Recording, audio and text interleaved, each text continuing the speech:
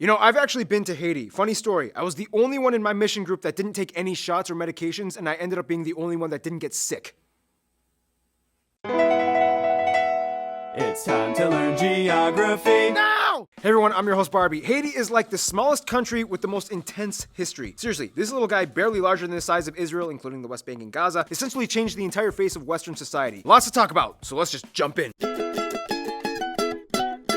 Ah, Haiti, you're like a candle in a hurricane that just won't be put out. First of all, Haiti is located in the western third island of Hispaniola, shared with the Dominican Republic in the Caribbean Sea. Just east of Cuba and Jamaica, west of Puerto Rico, and south of the Turk and Caicos Islands. At its narrowest point, Haiti is only about 32 kilometers wide along the border with the DR. The country is divided into 10 departments, and the capital, Port-au-Prince, located just at the beginning of the Tiburon Peninsula, or this long, narrow landmass protruding into the sea. Speaking of which, because of the way the country is shaped, Haiti actually has the second longest coastline in the Caribbean after Cuba. People say Haiti is shaped like a horseshoe, however, I personally believe it looks more like a deformed anorexic Pac-Man trying to eat one of those yellow pellet things, except the yellow pellet thing is also anorexic. The largest cities outside of the Port-au-Prince area would be Cap-Haitien and Gonaïves, and the country's busiest and only two international airports, Port-au-Prince Toussaint Louverture International and Cap-Haitien's interestingly named Hugo Chavez International Airport. They made a deal with the Venezuelans, yada yada, they named it after the guy. There are 6 main islands. The largest one, Gonave, Ile La Vache, the 2 Cayamite Islands, Grand Cay, and Tortuga Island, which used to be a pirate headquarters that hosted the Brethren of the Coast, an international pirate community. Yeah, Johnny Depp and the crew were not too far off from the truth. Honestly, I stopped watching those movies after the third one. I mean, I get it. Squidface wants revenge and Keira Knightley becomes the king. Done. Stop adding more plot lines. Otherwise, the only dispute they have is with the US over this little guy, Navassa Island off the southwestern coast. The border with the DR is marked off by a series of river systems, like the Libon in the center, or the pleasantly named Massacre River in the north, and a long stretch of the 45 highway that both countries share, so on either side you can view a different country. The 3 main road entrances into the DR are Ansa-Pitre in the south, the 8 highway along Lake Etang Sumatra, and the 6 highway entering into Dajabon in the north. Otherwise, some notable sites might also include places like the Sanssouci Palace ruins, the Negmaon statue of the unknown slave, the Marche en Fer, or the Iron Market, the Mupanan Haitian National Museum, Fort Jacques, the Atis Resistance Contemporary Sculpture Museum that uses real human bones with metal, the Jubilee Voodoo Monument in Ansa-Folure, and the crown jewel of the country, Citadelle La Ferrière, the largest fortress in the Western Hemisphere, built by 20,000 people to defend against the French. In addition, there are surprisingly beautiful beaches all over, but that info belongs in the next segment. Concession pas plus tard.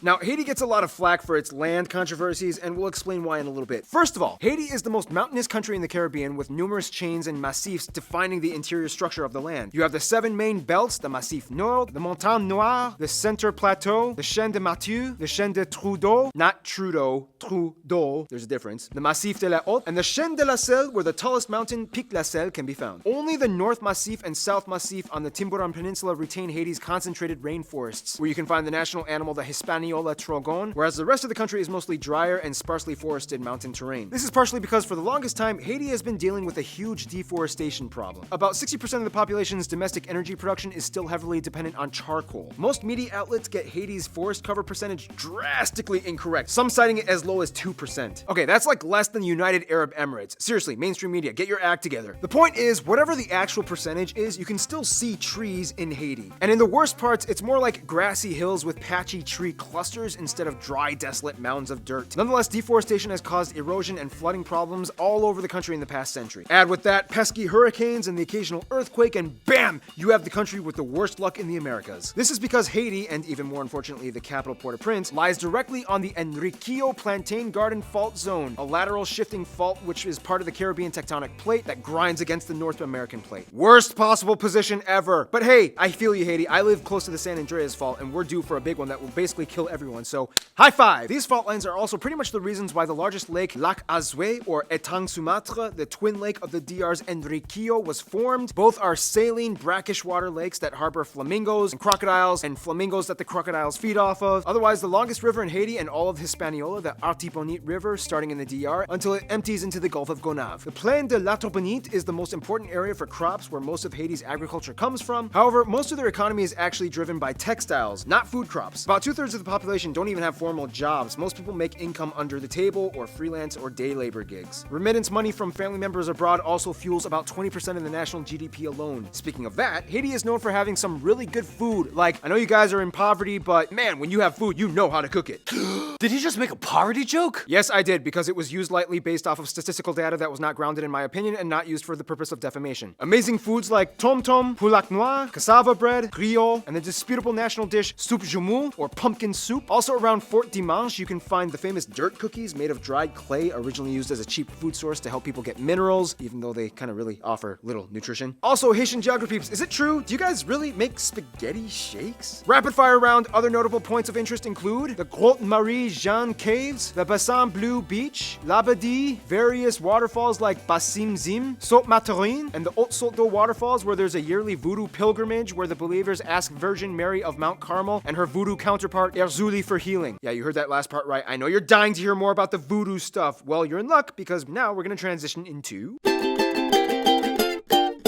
Haiti was once called the Pearl of the Caribbean, as it was the richest part of the French Empire. Today, things look a little different. First of all, Haiti has just under 11 million people and is the third most populous country in the Caribbean. About 95% of the country is ethnically black, and the remaining 5% is mostly made up of mixed and white Haitians, mostly of French descent. They also use the Haitian gourde as their currency, they use the Type A-B American-style plug outlets, and they drive on the right side of the road. But be careful though, because Haitians also use the word dollar to refer to 5 goods, not an American dollar. It's a little confusing.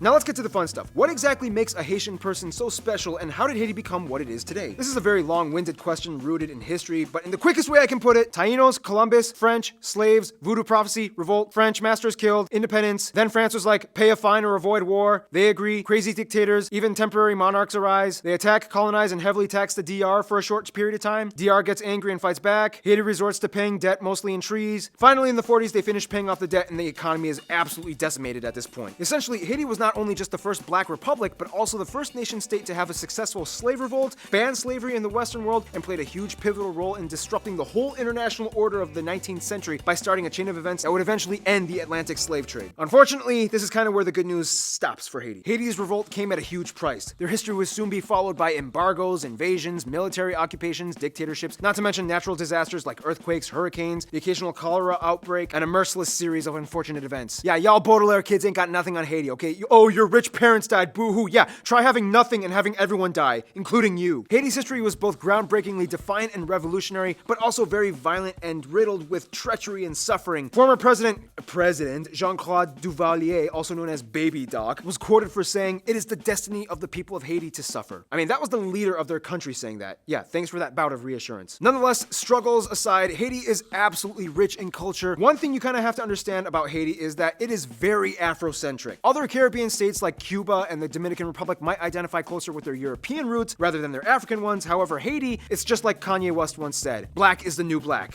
Did you just quote Kanye West? Yes, I did, and I'm sorry, I will never do that again. As tough as things get, Haitians are super proud of who they are and where their ancestors came from. One of the most distinguishing facets of Haitian culture would be the language. Today, there are 2 official languages: French, the language of the elite and business class, and as of 1987, Haitian Creole became the second language, making Haiti the largest Creole-speaking people group in the world. The spelling is almost completely phonetical and has a grammar and syntax structure of its own. For example, in French, you would say "c'est mon ami," but in Haitian Creole, you would say "ça ses amis moi." In French, il va au travail le matin. In Creole, il allait travail non matin. Nonetheless, if a Haitian person were to go to France, they could still probably articulate everything they would want to say in Creole, and with enough patience and listening, they could survive. Otherwise, the one thing that always seems to be synonymous with Haitian culture to the outside world would be voodoo. Voodoo is one of the official religions in Haiti. However, it's hard to get an exact number of how many adherents there are, as Haitian voodoo has been heavily synchronized with Catholicism and Indian beliefs. Now, there are different types of voodoo rituals and rites, but essentially, they believe that during a ceremony, a god inhabits the body of a believer, which explains why you might see convulsing and erratic movements if you are to witness one of the events happening. Nonetheless, most Haitians will definitely at least nominally identify as Christian, with Catholics making up over half of the adherents and Protestants making up about 30%. However, again, it's hard to tell exactly which ones are very devout Christians, as the voodoo syncretists are pretty prevalent. Regardless of the economic struggles, though, Haitians are never short of partying and enjoying life. They host one of the biggest carnival celebrations in the Caribbean. Oh, and Haiti is incredibly colorful. Everything from the tap-tap buses to the paintings you can buy on the side of the streets. Music styles exist like rara, as well as Creole Razan and hip-hop. Dances like merengue and compas are common. Otherwise, some notable Haitian people throughout history might include people like Jean-Jacques Dessalines, the founding father of Haiti, Anacaona, the Taino chief that met up with Christopher Columbus, author Frank Etienne, John James Audubon, Raoul Peck, Jimmy Jean-Louis, Garcelle Beauvais, Philemé Aubin, T. Weiss, and of course Grammy Award winner Wycliffe Jean, who tried to become the president at one time, but then he was ruled out because he hadn't been a resident of Haiti for 5 years, the minimum. Haiti likes to keep things Haitian, but that doesn't mean they don't like to reach out to other countries. Let's find out who they cuddle with.